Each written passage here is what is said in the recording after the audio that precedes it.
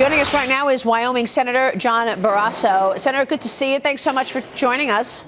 Thank you, Maria. Great to be with you again. So do you think it's time for Senator Rubio to leave the race at this point to make it a two-man race? No, not at all. No? There's still 4 candidates in the race, Maria, and it's a long way until the July convention in Cleveland, where you need 1,237 delegates to get the nomination, and I think it's going to go on for a long time. Yeah, there's an op-ed in the Journal today basically saying that, you know, if the party says that Trump does not have the number of delegates, it looks like the party is stealing the election from Donald Trump. People forget the rules. Well, the rules are you need that many delegates. Right. That's the reason they have conventions, to come on and nominate somebody that can get a majority of the delegates and then bring forth the party to the fall election in November. I think that's the best way to assure a Republican victory in November, is to get somebody with a majority of delegates coming in July. Are you expecting a brokered convention? Well, I expect we're going to follow the rules of the convention and go with a majority. Yeah. I think we're going to see a lot today. You know, next week is the primaries in Florida and Ohio. That can have a major impact on the race as well, Maria. Yeah, that's a huge part of this Tuesday. Yeah, go ahead. Can I ask Megan. a quick question? So, Senator Barrasso, it's nice to see you again. For those of us that are on Team Never Trump, what do you suggest we do now? Do you think we need to sort of coagulate for Ted Cruz right now? Do you think all of us need to come out and support and give him money, since it looks like he has the biggest opportunity to take the delegates away from Donald Trump?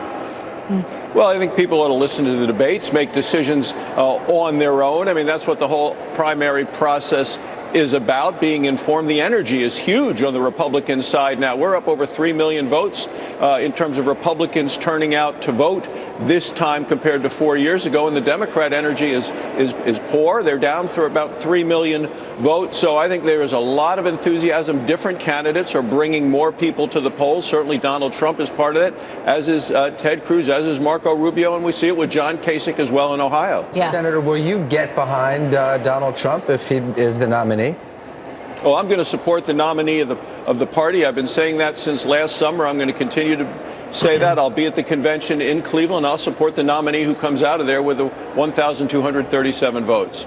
Senator, but as minorities become a growing share of eligible voters, do you worry, given the incendiary comments that Trump has made since last summer, if you will, that pushes people who you need to vote for the Republican nominee, pushes them in an altogether different direction? Well, people, when it comes to November, are going to have to make a choice between 2 candidates, the Republican nominee and the Democrat nominee. Right now, 70% of Americans believe the country is heading in the wrong direction because of the policies of Barack Obama. And I think Hillary Clinton, who's the likely nominee from the Democrat side, is someone who's continuing that approach of Barack Obama. Look, we see it right now with energy. In the debate the other night, Hillary Clinton came out against fracking.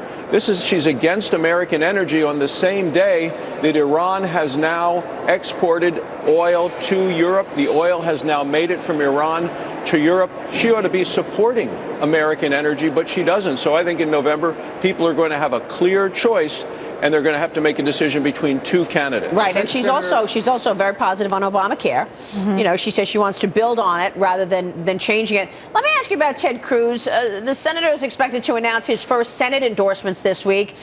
Will you be included on that list? You know, Maria, I haven't endorsed anyone this time, and I'm not going to until after the nomination convention in July. But I'll tell you, they all have lots and lots of support across the board, all 4 candidates. And that's why I think there's so much energy and so much enthusiasm. And also the fact that so many people think that under Barack Obama, the country is headed in the wrong direction in terms of foreign policy, in terms of domestic policy. You just brought up the issue of the health care law. People still find personally it's been bad for them. 1 in 4 Americans say they have personally been hurt by the health care law, and for that reason they oppose the Obama-Clinton approach. Yeah. Senator, we've been playing a clip all morning of Donald Trump saying that he's as conservative as anyone on trade. Of course, he wants to crack down on trade with China and Mexico. It raises the question, what is a conservative?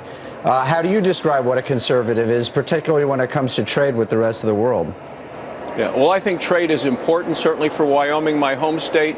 Trade is important for products we have. I'm trying to export more liquefied natural gas, which we have in great abundance in the United States. Our friends and allies across the world want it, but yet the Obama administration has made it harder to export that product. I want to export our agriculture products. Certainly beef is our #1 cash crop in Wyoming. Trona, another product I'm supporting of trade. But then you have Donald Trump, who is talking, I mean, the 45% tariff on imported goods from China, the way that he talks about trade with China and Japan in particular, it sounds like war. So that has to make you nervous. Well, I support trade. I've met with Prime Minister Abe from Japan. He wants to import our liquefied natural gas. We have a lot of it to export. So I think there are real opportunities that help jobs in America, help our economy, help products in my home state of Wyoming, and help us as a nation. But we need to be using energy, I believe, as the master resource to help drive our economy Senator, and as an issue for come trade. back to the question, what is a conservative?